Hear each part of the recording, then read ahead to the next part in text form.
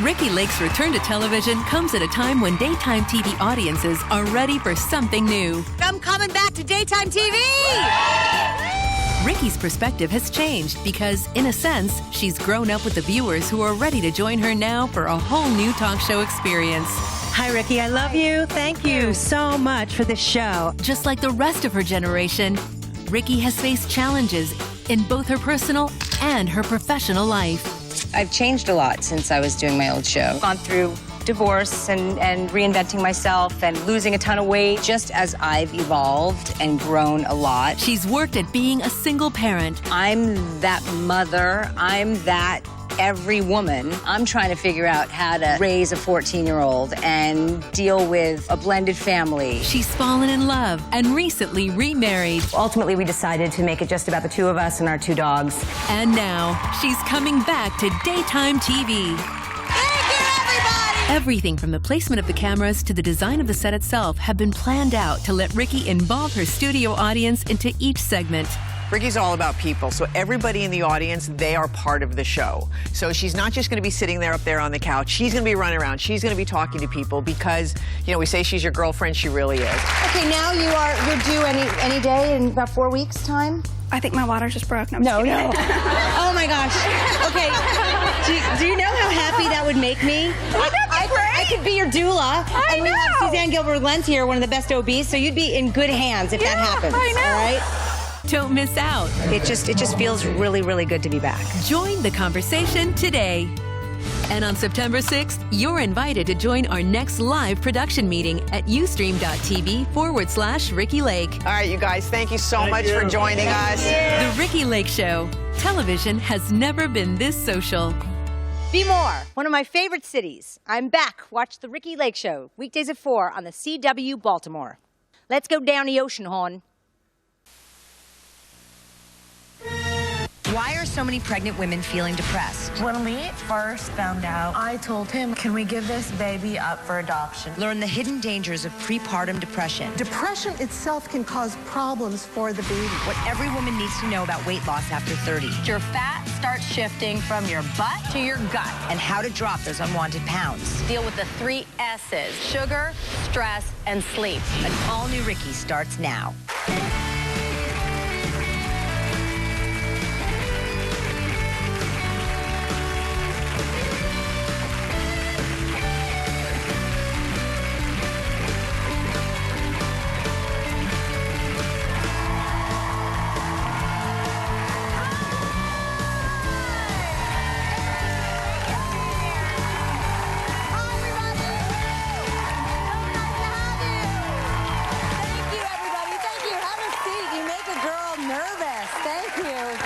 Great to have you all here.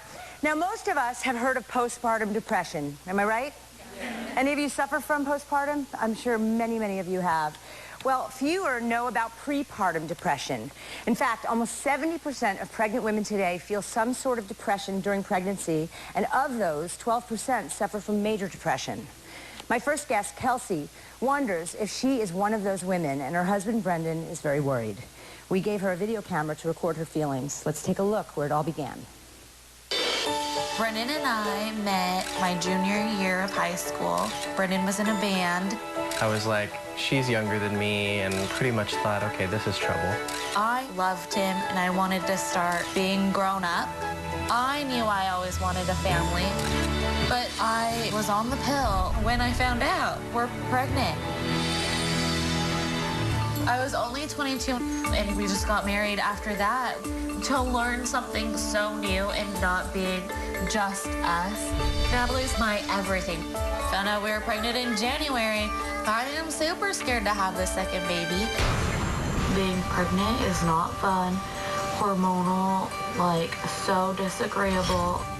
I know that I'm sensitive now. I'm gonna be 10 times more sensitive with no sleep and a baby on my boob and a needy toddler. Being a stay-at-home mom, pregnant with a toddler, it sucks. And I get into this state of mind where things are never gonna change. Is this what it's like forever, all the time? Nobody told me this. I do worry about where I'm gonna find the love for Zoe. I just don't know how I'm going to love her as much as I love Natalie. I just have all these pent-up anxieties. I don't want this baby to come out ever. I want to sew my vagina shut. I feel anxious, stressed, weary. There are days when Natalie is just a piece of work. Let's go outside. I'm like, oh God, just be quiet. This is not how I envisioned my life at 25. We're gonna make it work. We're gonna make it work. Definitely. And I'm gonna be there for her. I just never hear you say those things. Ever. I know. Can I have a minute? Yeah. It breaks my heart when I have to see my wife cry because of this. And having kids is supposed to be like the most joyous time of your life, and we're in a position where it's not going to be easy, and that's making it really difficult. I just know that this isn't healthy for like my kid. Thank you, both of you, for being here today. You're in tears. I mean, surprised. Please continue to tell us what it's like for you. I know you're 25 years old. Yes. And this is not what you envisioned for your life. I knew that we wanted a family. I knew, you know, my life right now is with Natalie, and I always envisioned us having a bigger family than just one. I just didn't think that it would happen so soon. Isn't it crazy how it just happens like that? Oops. Oops. So I think having Natalie and being pregnant was, at 25, all these other people are doing their big girl stuff, like having their first real jobs and, getting to travel on a whim and go do girls' vacations and stuff like that. So those are the things that you feel like are missing. You don't have an opportunity to unless I plan like forever in advance. And so Natalie is how old? Natalie is... She just turned 2. So she's going through this phase, the terrible twos. And I would imagine that does not make your days happier when she throws these tantrums and can't understand. Yes, she is normally really good. There are days where she is just tough. Yeah, no, I know. Yeah. I mean, you've been in a dire place where you've actually had thoughts. Yeah, when we first found out we were pregnant... What was your initial thought? I was like, first of all, I didn't think that we'd be able to do it. For a split second, I told him, I was like, can we give this baby up for adoption? I didn't think that it would be like a serious thing. I didn't go further into researching it. But at that time, we could barely do us 3. How can we do, add one more? I know your concern, a big concern that you have is that you're not going to love your second daughter as much as you love your first. Yeah, I do feel that. I feel, when I was pregnant with Natalie, I was so excited, couldn't wait, and I love her 100 million %. And when you only, I think of it as like a piece of pie. I love her, 2 whole pies. How can I give any more slices to anybody else? And I noticed that later in my pregnancy, I've gained understanding and knowledge of, loving Zoe. How can I love Zoe as much as I love Natalie? Because I feel the way that I love Natalie is, who can top that, or how can I top that? I think we all can relate to having the postpartum blues a little bit. I think hormonally stuff happens to you. Your hormones are raging right now, nurturing and creating this life. It is confusing because it's such a joyous time. You feel probably guilty. Do you carry? I do. Well, I want to introduce licensed therapist and author of Pregnant on Prozac and Beyond the Blues, Dr. Shoshana Bennett. Thank goodness you are here today. Dr. Shosh, is it common? Is this common? Absolutely. It is, because I think Kelsey feels like she's probably alone in this. You are in such good company. I promise. I promise. And Kelsey, I do want to tell you, you will bond with Zoe. You absolutely will. I mean, we have different relationships with each of our children, of course, but bonding is a process of familiarity. You know, it's getting to know each other over time. So, of course, you spent more time with your firstborn, so you feel close, but you will have a full pie for each kid. I promise. So that's the first thing I wanted to tell you. Thank you. And, you know, I remember myself just about walking over to the telephone to call that adoption agency. I just wanted to tell you that I totally related to So that. having that thought in your head, she's not crazy, and we all not crazy at have all. those momentary lapses in, you know, I can't handle this. Absolutely, that's what it is. Usually we're not actually ready to give the baby up for adoption, but it's a cry for, I'm so desperate. I'm not going to be able to do this. Help. You know, that's usually what that is. You're nodding. Well, yeah, because I remember my initial reaction was actually anger. Because not so much that I was angry with my wife, I was angry at the situation that it would cause her to want to feel that way, because I can't imagine giving my children away, ever. And as a guy, yes, absolutely, and thank you for your honesty. Even if I had to be homeless and take care of my kid, I just can't imagine giving my children away. And she didn't mean...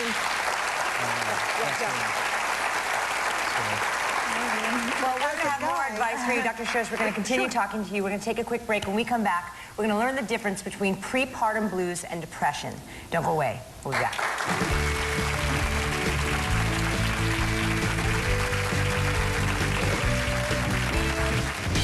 I've frozen my eggs. I went through fertility treatments. I had 2 miscarriages. So this was a wanted child. So wanted. So yeah, I mean, I slept with 1 million people. I wanted that baby.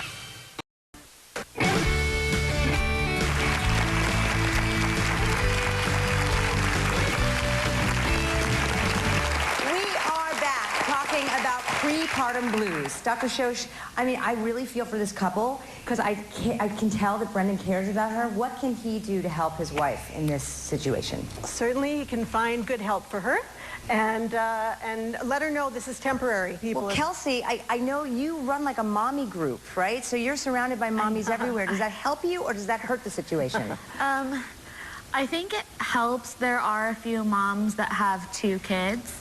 Are you a mom over here? I am. Okay, you have some advice for her. I have 2 girls, and they're 3 years apart. I know it's a little bit different than your situation, but what I would suggest is really bringing your older daughter into, once Zoe is born, make sure that Natalie knows that she's part of this, and like have her help with getting diapers and have her feel part of it so that it's not something new that has come in and taken over. You know, that's great. I think that's yeah, absolutely. Absolutely. All right, and I know there's a difference between prepartum blues and prepartum depression. How do we see the difference, Dr. Stroess? Yes, generally, if it's the blues, the normal thoughts and worries, which is very, very common. You know, the woman is generally feeling like herself. This is very mild sadness and concerns floating in and out, but it doesn't persist, it doesn't stay. With depression, with clinical depression prepartum, it persists and it's severe. And it's debilitating. It is. It gets in the way of every part of your life. You can't sleep, you can't eat. That's right. Would you say that you're in that situation, Kelsey? Are there times where you just feel like you can't get up in the morning? No, there aren't times where I feel like I can't get up. I've kept my appetite. I just feel, you know, there are moments in my days or things that trigger, you know, oh my word, this is happening, or how am I going to do this with 2? You know, got it. Well, I want to bring someone else into this conversation. She wrote an article for the Huffington Post called Why I'm a Little Sad About Having a Baby, Even Though I've Always Wanted to Be a Mom. Please welcome writer and NPR host Faith Salie.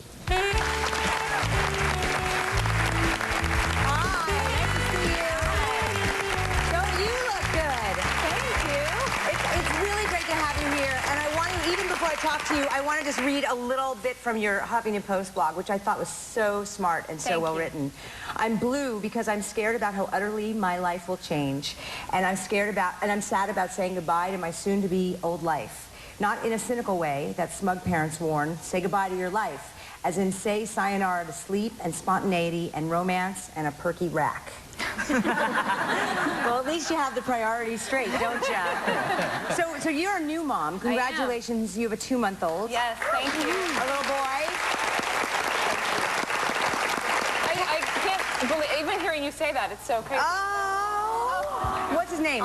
His name's Augustus. Very I'm gonna start sweet. spewing oxytocin into the audience. That's right. Oh my God. Everybody's milk is letting down right now.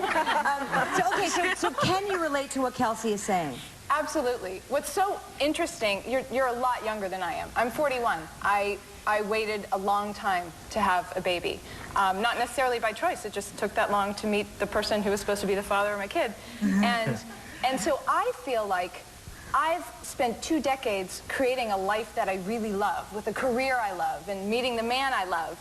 And so I felt a little guilty and conflicted when I had mixed feelings about being pregnant. I mean, I went through, I've frozen my eggs, I went through fertility treatments, I had 2 miscarriages. So this was a wanted child. So wanted. So yeah, I mean, I slept with 1 million people. I wanted to have a baby. You went high and low to find the right person. Everyone's wondering why my husband isn't beside me.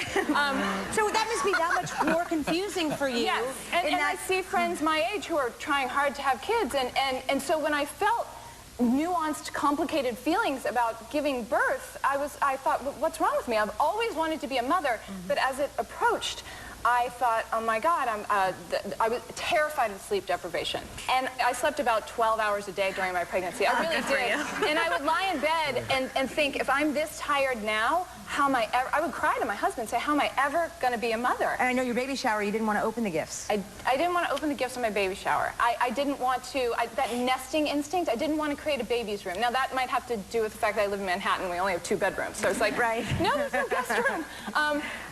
But you know, God bless my husband, who basically put together a PowerPoint presentation saying who gave us what, and he opened the gifts, and he started the thank you notes. I know. That is cool. Wow. For Kelsey and for other women that are watching, that are going through these prepartum blues, what advice, what got you through it? What got me through it, well, one is I highly prescribe my husband or a similarly supportive partner like you are. I mean, there's no question that Brendan wants to help his wife and that you're compassionate. You're not judging her. You're not finger wagging. What also got me through it was doing what you're doing. It is. Every woman who watches this show will appreciate your honesty and your vulnerability. And I felt the same way. I was very, my article that you referred to was very confessional. Every friend I have who's a mother I talked to and said, did you feel this way? Because nobody talked about it. I never heard of anything called prepartum blues. Every single person said, yes. I mean, don't you think, Ricki, you have 2 kids, it makes sense. Being a mother is the most profound change you'll ever experience. So why And there's no turning back. Your life as you knew it is over. Yes, Brendan. Well, I was just going to say this was raising a thought in my mind that is a concern of mine and might be a concern of a lot of fathers out there, which is how does that negative, you know, when she gets really, really sad and I see it happen and I can tell she's real depressed and she's kind of turned off to things, does that transfer directly to our child? That is a really good question. And it's something I've always worried about because I feel like my natural instincts tell me, yes, it does. All right, Dr. Shosh, please, can you answer that for him? Yes. The baby is not picking up on vibes. No? So we'd all be completely messed up if we're sure. Are you sure? No, don't worry about that.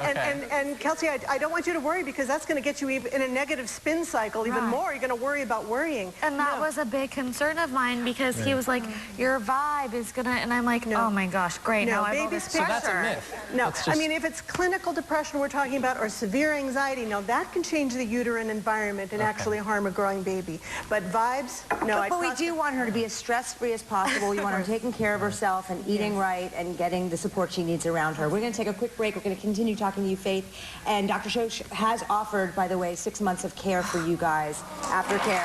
To get through the birth of this baby and make sure you're on track. And Kelsey, her husband called us and said that your dream was to hire a doula. Is that right? You needed a doula? I believe, Kelsey, you were looking to hire a doula? I was looking to hire Well, can I just say, I have my dear friend and the best doula in the world, as far as I'm concerned, Anna Paula Markel. She's the founder of Beanie Birth, an amazing, amazing place, and she has offered to be your doula. I can't even believe it. It is like the greatest gift you could have gotten.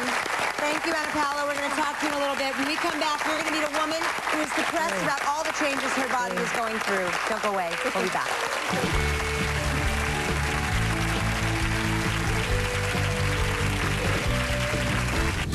The most pithy but beautiful piece of advice or comfort I got when I was sort of going through my prepartum blues was from somebody who had 2 kids, and I was worried about sleep deprivation and how my life would change, and she said, you know what?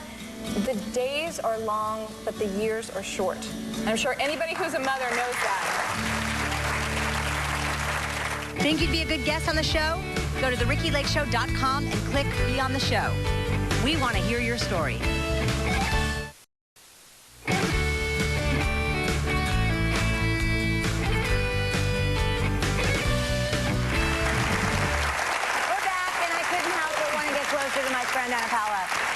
We're talking with clinical psychologist and author Dr. Shosh, talking about prepartum blues, and also joining us is Jennifer and her husband Dylan. Jennifer, you're pregnant, and I know you are also feeling very depressed during this pregnancy.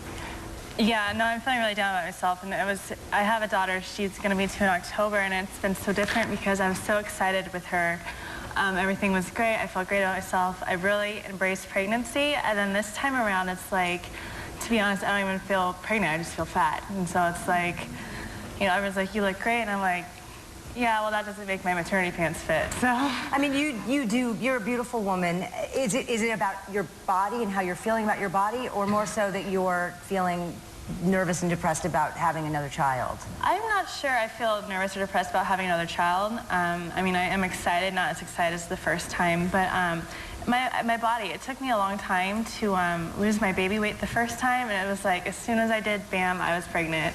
And I joke around and say, I think my husband's a chubby chaser because, I mean, it just happened, and it was like, and so I, you know, lost all this weight, built like muscle. I was working out with a personal trainer when we lived in New York, and it was fabulous. Well, there's no reason why you can't continue most of that during this pregnancy and keep it up after. Well, you're supposed to be able to, and it's like, I was sick for a while. I was morning sickness, just chasing a 1.5-year-old around, so it gets you tired, and then just being pregnant, and so it's kind of hard to get to the gym. Right. So. And Dylan, what's it like for you to stand by and watch her really not being too happy about this situation?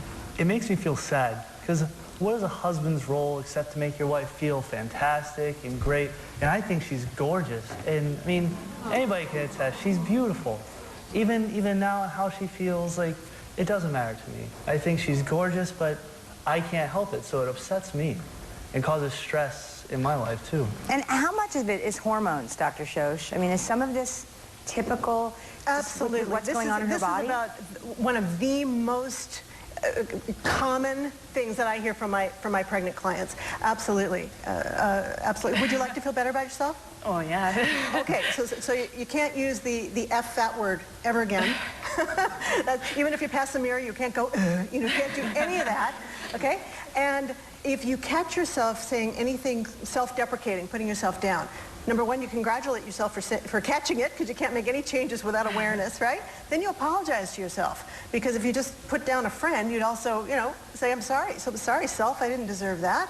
And then the third step is you replace the lie with the truth, which is, my wonderful body is doing exactly what it's supposed to do. You're a miracle. I mean, I look at pregnant women, you are a walking miracle. In order to create this life, yes. Absolutely. Faith, tell us, you have some advice as well, right? Oh, well, certainly. I mean, I see the tears on your face, and you are so beautiful. No, I even think that, you know, Ricki's done so much work with home births and giving birth naturally, and I think the more you're involved in your birth experience, the more proud you'll feel about how miraculous your body is and how much it can do. Let me add to that, because, I mean, I didn't want to make, this isn't about the birth experience per se, but for me, in having my second child on my own terms at home, there was some major healing that went on with me and my issues with my body. I, too, look in the mirror many times and don't like what I see, or, you know, I make self-deprecating remarks about myself, but I think having my baby on my own terms and seeing what my body created and protected for 9 months, I mean, that was very, very healing for me. Yeah, you say, I did this. I did that. You're making a life, and then now that I'm breastfeeding, which is a whole other episode, I can't believe I'm sustaining a life. But what I would also say, and I would say this to you, Kelsey, the most pithy but beautiful piece of advice or comfort I got when I was sort of going through my prepartum blues was from somebody who had 2 kids, and I was worried about sleep deprivation and how my life would change, and she said, you know what? The days are long, but the years are short. And I'm sure anybody who's a mother knows that. That's rings true for me. Now that I have a 15-year-old and an 11-year-old. Annapella, I know you've offered your services to Kelsey and to Brendan. What can you say to these moms? I know you work with moms all the time. Yes. I agree completely with Dr. Shosh. Your body was designed to do this. It was meant to create this baby, birth this baby, and recover from it. You know, the same way that it will make space for the baby, it will return. And also, I would coming from the hot mother of 4 children. Yes, exactly. Who's, by the way, thank you. My oldest daughter is almost 21 years old, and I do have moments that I still want to call the adoption agency. So that just means we need more support. That's all it is. It just means when we have those thoughts, it just means we need more help, and we need other women to validate those feelings. Don't feel guilty for not working out. You are growing a human being inside of you. If you wake up and you don't do anything, you just breathe in and out, it's enough, because there is a person growing inside of you. And you're chasing a toddler, which burns so many calories. So my advice is exactly what Dr. Shosh is saying. When you look in the mirror, just replace those thoughts of gratitude and your husband's gratitude for you to continuing the family and growing and making the world a better place. So yes, be easier on yourself. I feel women are way too hard on ourselves. Absolutely. And Faith, did you do anything special? You had a baby 2 months ago and you're wearing that skin-tight dress? Oh, it's the magic of ruching. Okay. Yeah, I don't think so. All right, we're going to hear from all of you guys. I know you must have something you want to say. When we come back, it is your turn to ask questions about prepartum blues. Don't go away. We'll be back.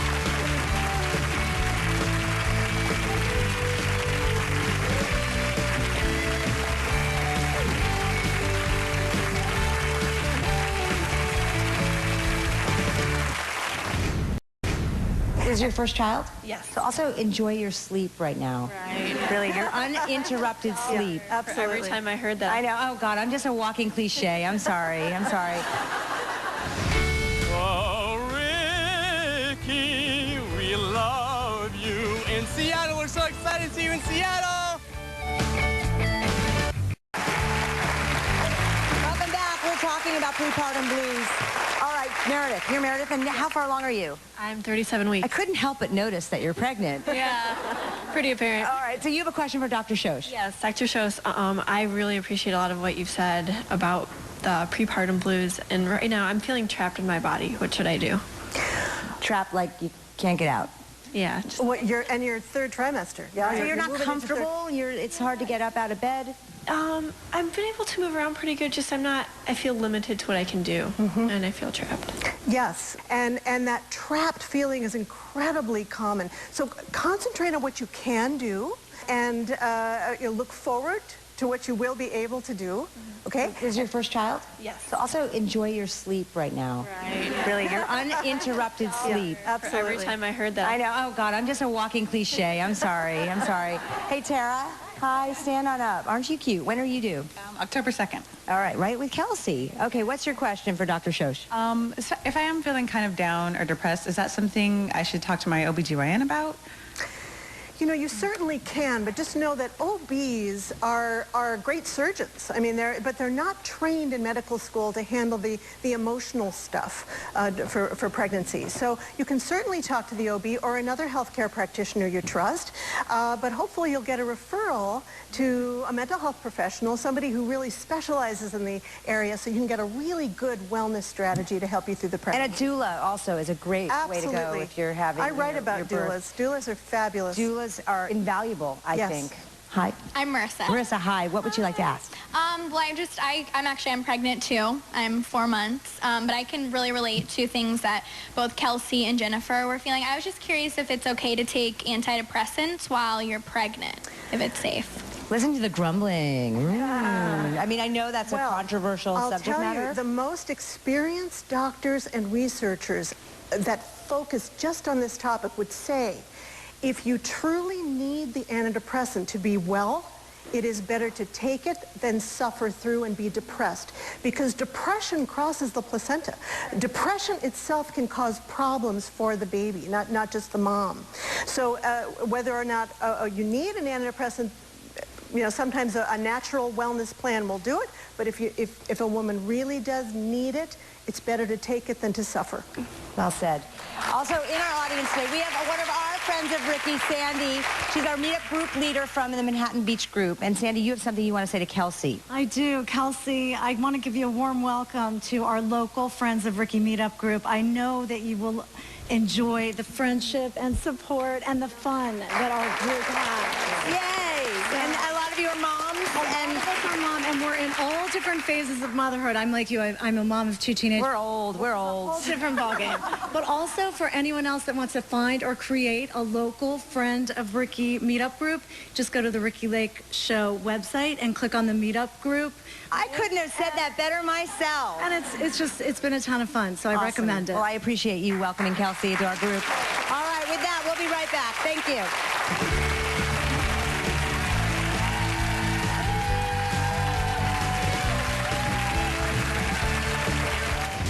This can add up to 200 calories a day, which is 21 pounds a year that you don't lose or gain from these little things that you don't even think about. So you need to be conscious of basically every bite that you put in your mouth. And, you know, you're going to do it. I mean, especially peanut butter and jelly. Believe me, I'm fantasizing about doing it right now. I want to eat the rest of that peanut butter and jelly. I haven't had lunch yet. If you'd like to come to a taping, go to therickilakeshow.com and click on Be an Audience Member. Come be a part of the conversation. Proven to promote deep and restful sleep. So we just talked to pregnant women about how they feel about their bodies, but let's face it, pregnant or not, we all have some issues with our body. It's unfortunate, but it's true. I mean, I wish that I would be at the point where I'm finally at peace. I'm a work in progress. But, you know, in fact, at the age of 30, on average, women gain 10 pounds per decade. It sounds like a lot, huh? Well, here to help us is the author of The No Time to Lose Diet, Dr. Melina Jampoulos. Nice to see you, Dr. Melina. Nice to see you, too. Great to be here. All right, so I'm smack in the middle, 30s and 40s. I'm 43 years old. Okay, tell us, what are we doing wrong with the food we eat? Well, there's different things with each decade, and actually in the 30s, there's 2 different situations. So for the single girl, which I'm not anymore, unfortunately. Who's in their 30s here? Who's in their 30s? Okay. And single. There you go. Okay. All right.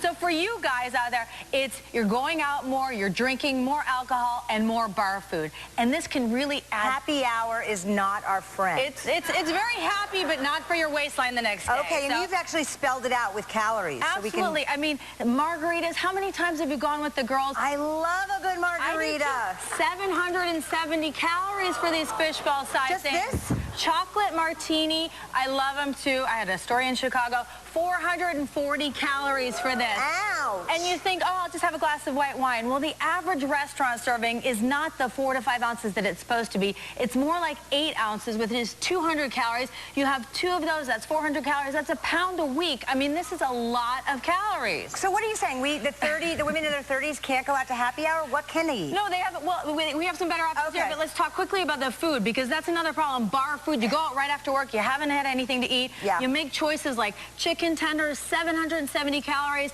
This is the spinach artichoke dip that we all love. This is only a quarter of it, and it's 550 calories. Wow, wow, wow. You're really bumming us out. I know. It's different. We got a drink here. Have this in. Yeah.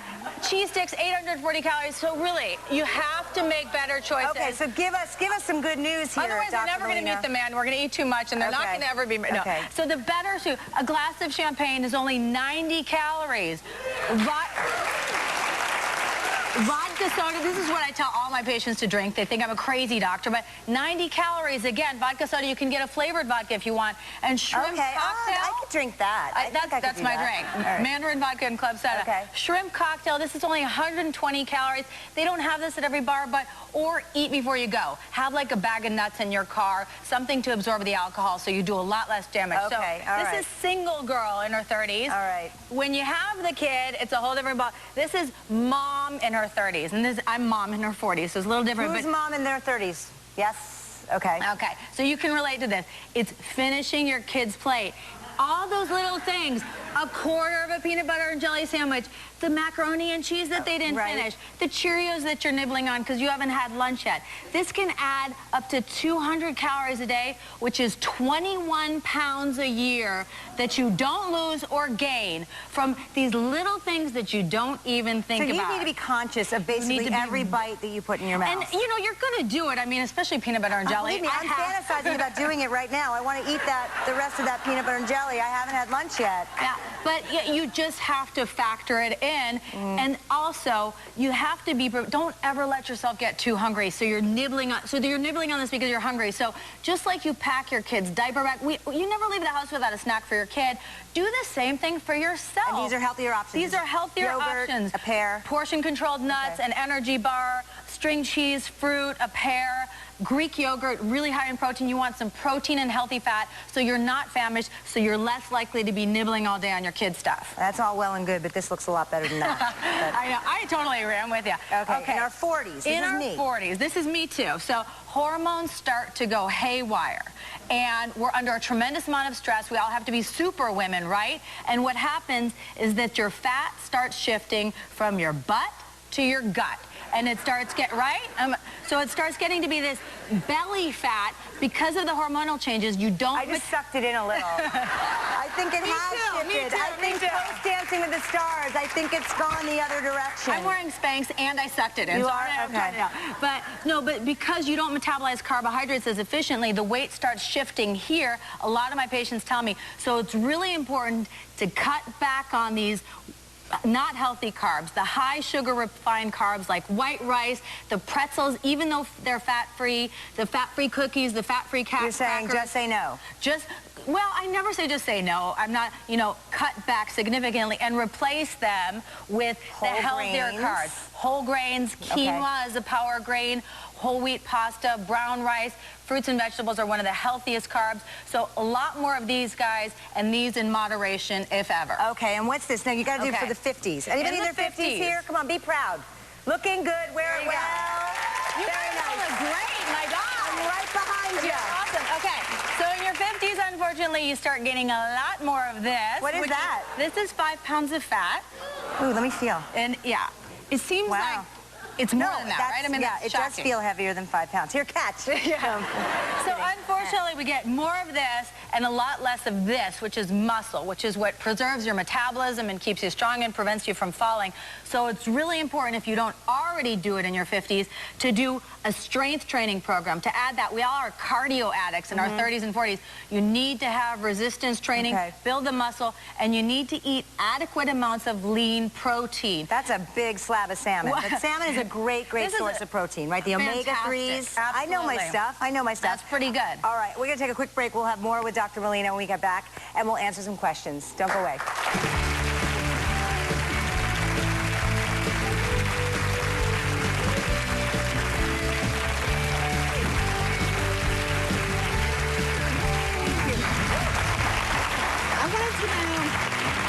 Get my sweet fix without gaining weight. Because I have a real bad sweet tooth. Yeah, well, clearly you don't have that bad sweet tooth. I know, seriously. You haven't gained much weight. Global.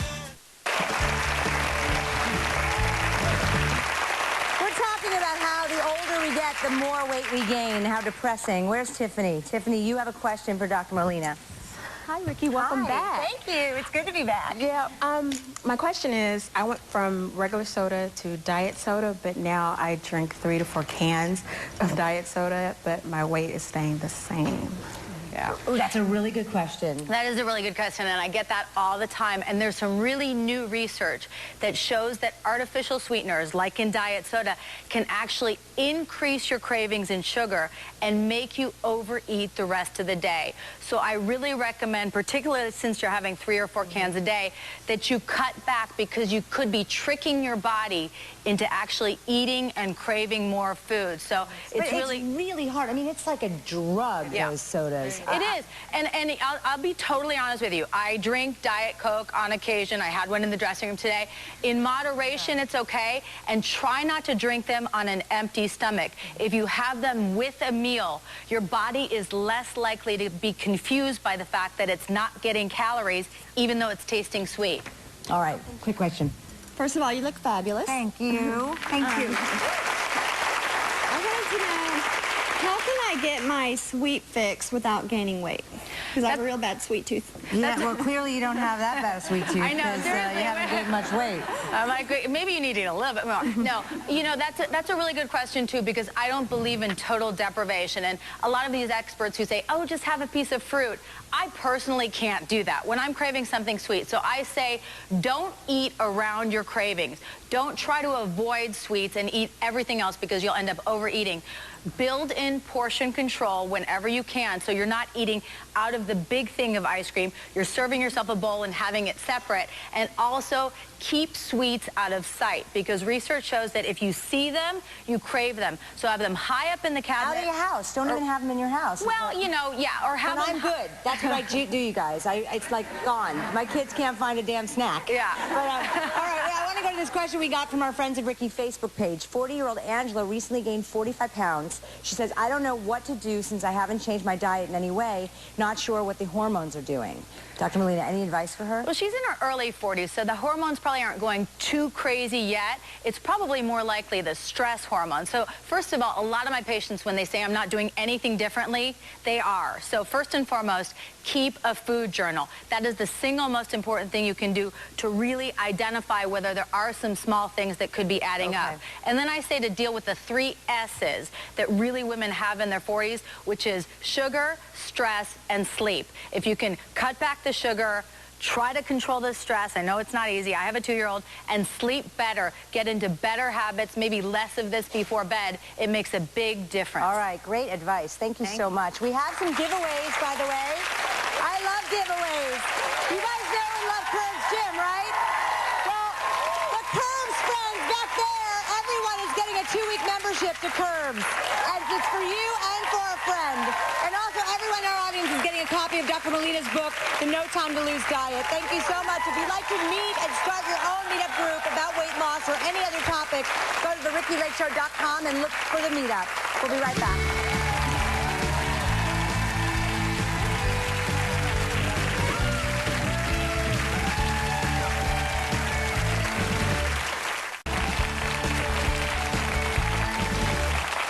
These days, talk show audiences get a lot of freebies, right, guys? Come on, don't you feel a little guilty? You come here, you get free stuff. Well, we are doing something different with our audience. Our audience is giving back every single day by donating something to a specific charity. You gave that today, right? Well, the first one is Goodwill, Southern California. Before the show today, our friends of Ricki from Manhattan Beach dropped off clothing for Goodwill. When you donate to and shop Goodwill, that money helps thousands of people with disabilities and disadvantages get jobs. Last year, Goodwill placed more than 190,000 people in jobs, and you can still help on a local level. Friends of Ricki groups from around the country are helping already. Take a look. Hi, Ricki. We are here in Dallas, Texas. We are the Friends of Ricki meetup group. We are here at the Family Gateway giving back. I'm Marina. I'm Robin. I'm Meredith. This is Melena. Please, please give back to Family Gateway, Dallas, Texas. We love you, Ricki. We love you, Ricki. Hi, Ricki. We're coming to you from Cleveland, Ohio, where we're giving back today and helping other women and children transition. Hi, we're New York City and we're Friends of Ricki. I'm with Robert at Housing Works donating clothes on Broadway 96. Welcome back, Ricki. We missed you. We love you, Ricki. So glad you're helping the community, Ricki Lake. We love you.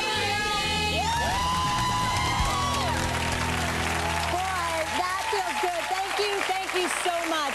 And for the record, I also cleaned out my closet, and some of them still have the tags on it, I'm embarrassed to say, and we are also donating all to Goodwill. Look how cute this dress is, right? Right? It's kind of cute.